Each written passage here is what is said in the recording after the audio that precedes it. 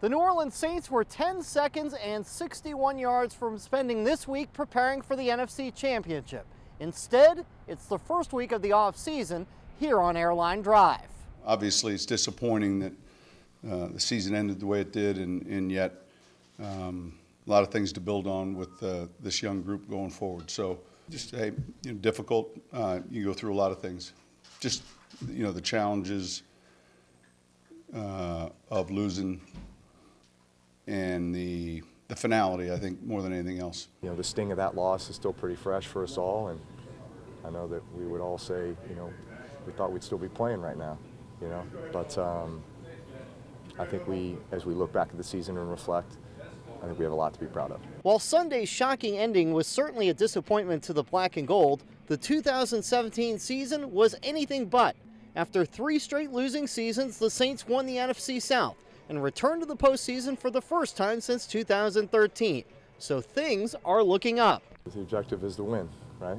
I think we accomplished some things this year as a team that were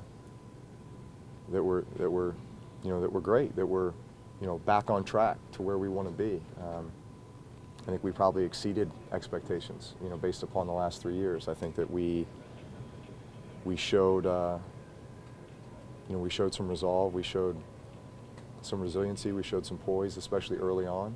I'm not gonna lie, when we came back 0-2, I'm sitting in my house after we go 0-2, and I'm like, man, I was wrong. Like, I started feeling, was I wrong?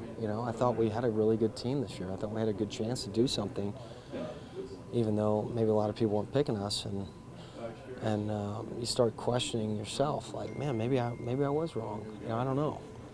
And man, our guys just hung together. As with any offseason, the first question is who will return next season. And at the top of the list of offseason moves will be the contract of number 9. It's the same way I felt 2 days ago, same way I felt 12 years ago. That is that I'll be here as long as they'll have me, hopefully. Will you listen to any other teams, Drew? Listen, I don't plan on it. I don't plan on it. I was talking to Max Unger yesterday, and no matter how you feel in the moment, sometimes when you're in training camp and you're in your 12th year, you're like, man, this is ridiculous. I'm tired of this, But the reality is that we all love some part of this game, and there's a part of it that's just in us, and so it makes it very difficult always when that happens, when that time comes.